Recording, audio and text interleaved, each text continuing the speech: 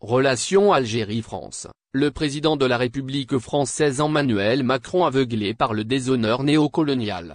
Ça sent sale la réaction d'Emmanuel Macron, ce aujourd'hui mardi 7 janvier 2025, lors de la conférence des ambassadeurs, qui considère l'incarcération de son imposteur comme un déshonneur de l'Algérie.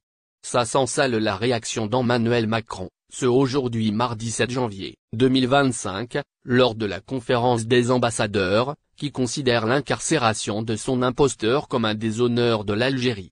L'Algérie que nous aimons tant et avec laquelle nous partageons tant d'enfants et tant d'histoires entre dans une histoire qui la déshonore, a empêché un homme gravement malade de se soigner. Ce n'est pas à la hauteur de ce qu'elle est, a-t-il dit. Une réaction justifiant l'impasse du chef du régime français, et de son incapacité à déterminer le sens de l'honneur. Le président de la République Abdelmadjid Tebboune a clairement résumé le sens de l'honneur, le 29 décembre 2024, lors de son allocution devant les deux chambres du Parlement à Alger, en qualifiant l'auteur des fascistes et nostalgiques de l'Algérie française, d'imposteur envoyé par Paris, sans identité, dont le père est un inconnu, alors que chaque Algérien libre et digne est un fils des glorieux martyrs et des valeureux moudjahidines.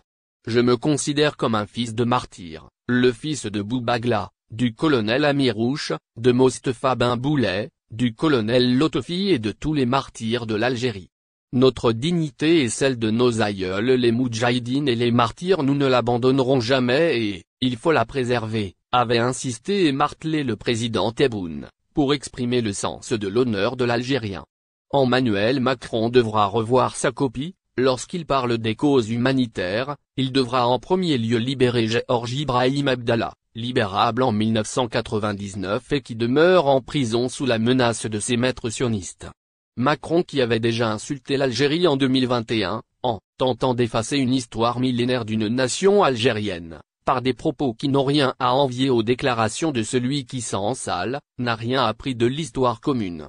Les Algériens ont payé un lourd tribut via des sacrifices de génération en génération, et ils ne se laissent jamais intimider par Français aveuglés par la culture suprémaciste et néocoloniale. Abonnant.